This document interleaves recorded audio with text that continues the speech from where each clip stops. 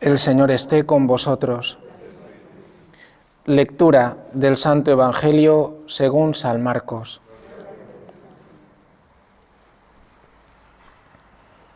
En aquel tiempo Jesús se puso a enseñar otra vez junto al mar. Acudió un gentío tan enorme que tuvo que subirse a una barca y ya en el mar se sentó, y el gentío se quedó en tierra junto al mar. Les enseñaba muchas cosas con parábolas y les decía instruyéndolos: escuchad, salió el sembrador a sembrar. Al sembrar algo cayó al borde del camino. Vinieron los pájaros y se lo comieron. Otra parte cayó en terreno pedregoso, donde apenas tenía tierra. Como la tierra no era profunda, brotó enseguida, pero en cuanto salió el sol, se abrasó y por falta de raíz se secó. Otra parte cayó entre abrojos. Los abrojos crecieron, la ahogaron y no dio grano. El resto cayó en tierra buena, nació, creció y dio grano, y la cosecha fue del 30 o del 60 o del 100 por uno. Y añadió: el que tenga oídos para oír, que oiga. Cuando se quedó a solas, los que lo rodeaban y los 12 le preguntaban el sentido de las parábolas. Él les dijo: ¿no entendéis esta parábola? Pues ¿cómo vais a conocer todas las demás? El sembrador siembra la palabra. Hay unos que están al borde del camino donde se siembra la palabra, pero en cuanto la escuchan, viene Satanás y se la lleva la palabra sembrada en ellos. Hay otros que reciben la semilla como terreno pedregoso. Son los que al escuchar la palabra enseguida la cogen con alegría, pero no tienen raíces, son inconstantes, y cuando viene una dificultad o persecución por la palabra, enseguida sucumben. Hay otros que reciben la semilla entre abrojos.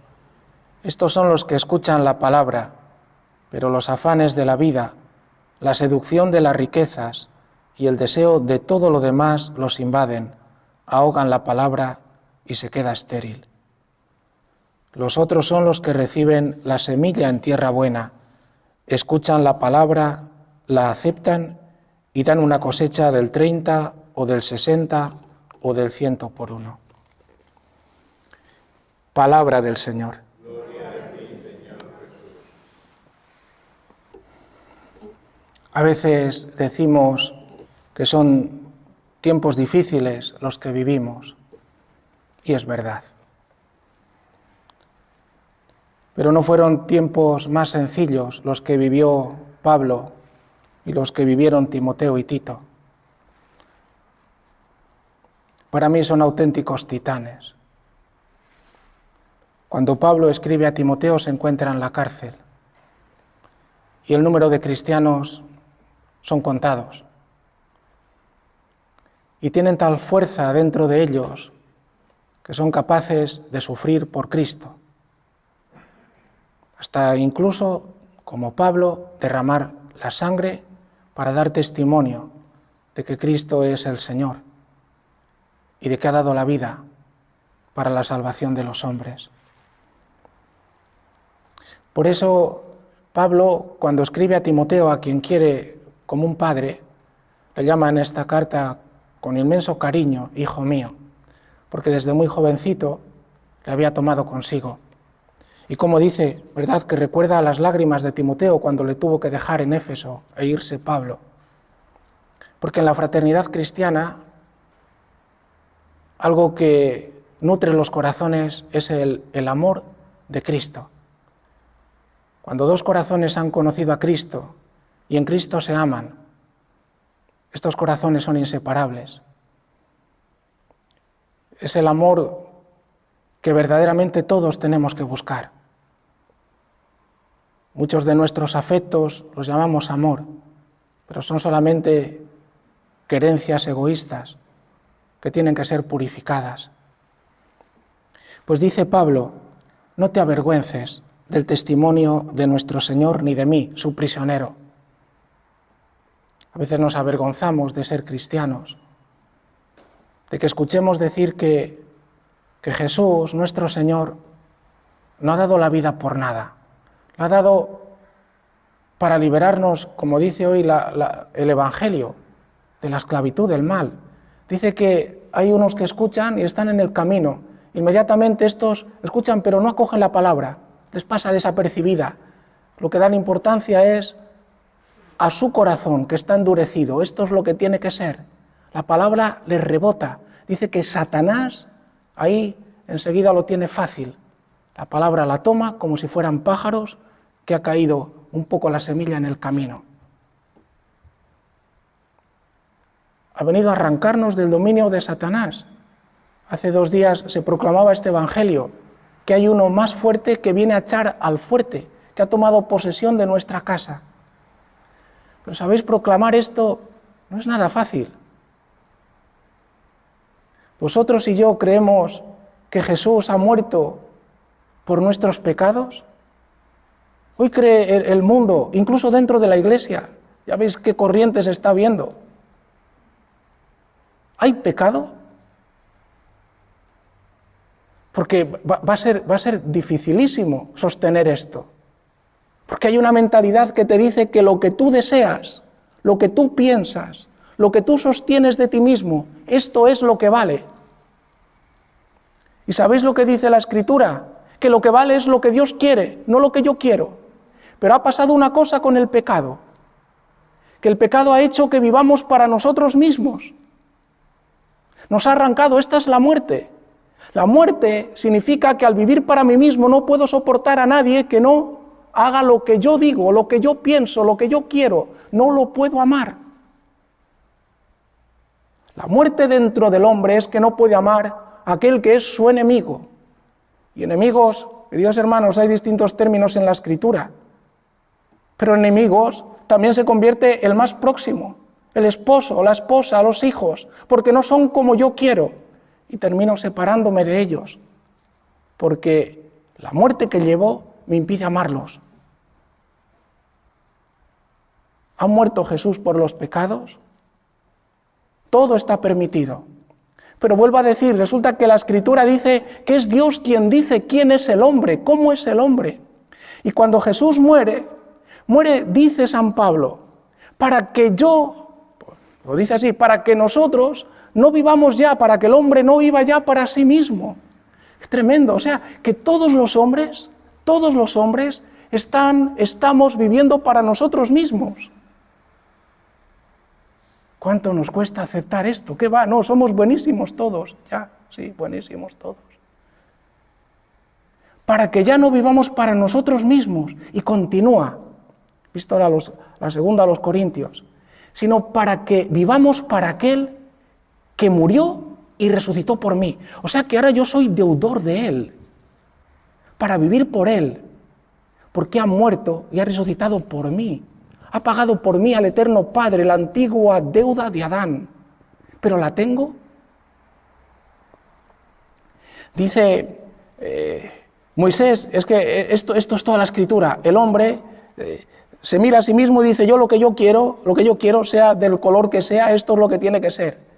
Un poco antes de entrar en la tierra prometida, en el Deuteronomio, podéis ver capítulo 28, dice Moisés al pueblo de Israel, dice, si tú cuando vas a entrar, tú piensas que ahora que está la alianza, tú estás en el corazón de Cristo, y tú dices, cuando vayas a entrar, dice, yo tendré paz, pero continuaré con mi obstinación, es decir, continuaré con mi pecado. Mirad, salió el sembrador a sembrar. Una parte cayó, ¿verdad?, en tierra pedregosa. Otra entre zarzas. Continuaré con mi pecado. Compaginaré lo que Dios me da y lo que yo quiero. Es decir, haré que Dios se someta a lo que yo quiero, se abaje, haga en definitiva mi voluntad. ¿Sabes? Esto es perverso, es tremendo. Que hagamos decir a Dios que está bien lo que está mal. Él que es bueno, que es luz, que nos ama. Hoy las ideologías, las tendencias dicen que Dios tiene que decir que es bueno lo que no es. Y lo ha dicho desde el principio, varón y hembra. y en función de algo sagrado que es la vida. Pues dice Moisés, dice, cuando entres ahí tú dirás, yo voy a tener paz y voy a continuar con mi obstinación. Dice, la riada se llevará secano y regadío. Se llevará todo, porque la ira de Dios pesará sobre ti. Dios no se muda, Dios nos ama hasta el extremo. Dios ha dado a su Hijo pero para sacarnos del pecado. Y esto hay algo que tenemos que saber, que es que tenemos que convertirnos. Sí, hermanos. Yo ya no puedo vivir para mí, tengo que vivir para la voluntad de Dios. Y esto es costoso. Dice que antes de ser tierra buena hay algo que es costosísimo y es que yo tengo que dejar de ser camino. ¿Sabéis lo que significa dejar que entre el arado en mi corazón? Que esta palabra sea tan fuerte que rompa la dureza de este corazón que se puede haber convertido en algunos ámbitos de pensamiento, de sentimiento, de afectos, de proyectos, se ha convertido en una roca y dice, esto no puede ser, esto lo quiero yo. Eso es duro. Pero hay que abrirse. ¿Sabéis lo duro que es que alguien venga y me persiga por proclamar la buena noticia? Dice por la palabra, nadie quiere sufrir, tú tampoco, yo tampoco. Que Dios nos dé fuerza para poder proclamar el Evangelio. Por eso ante el sufrimiento huimos. No, yo no soy cristiano, yo no soy del todo. No, esto que dices está bien, nos acomodamos, quizás sí. ¿Y qué dice Dios? ¿Qué es lo que Dios quiere? Ponemos delante muchas cosas, pero ¿y su voluntad? La otra es que dice, bueno, pues que Dios compaginamos todo, las preocupaciones de la vida, qué comer, qué vestir, con qué divertirme, con qué hacer, yo así, y dice que queda ahogado, al final no da fruto. Lo que el mundo vive lo quiero conmigo y también con Cristo, no puede ser, o con Él o contra Él. Y la tierra buena, que podamos amarnos. Hay dos cosas en esta tierra buena, una, que sepamos que te ama a ti tanto como a mí. Ha dado la vida por todos, también por aquellos que están contrarios a la Iglesia, también por aquellos que lo persiguen. Es que ha dado la vida por todos. Yo no soy mejor que nadie. Por eso tengo que ser humilde, ponerme a los pies de los demás, anunciarles con la fuerza de Cristo, como dice Pablo, según la fuerza de Dios, anunciarles que Cristo nos ha amado, pero para arrancarnos del mal, no para continuar en él. Tenemos que convertirnos y llamar al bien, bien. Y el bien es Él el que lo dice, es Dios el que lo dice, no yo el que lo digo. Yo no sé quién es el hombre, es Dios quien dice quién es el hombre. No mis tendencias naturales, son lo que dice Dios hacia dónde van estas tendencias y para qué las ha creado. Y la segunda cosa es ponerme al servicio concreto del otro. El otro me necesita y me necesita para conocer a Cristo, no para desgastar nuestras vidas en el pecado, sino para conducirlo hacia el bien. Que hoy podamos acoger esta palabra y que los santos Timoteo y Tito nos den también, por su intercesión, la fuerza de Dios para ser testigos de su amor. Que así sea.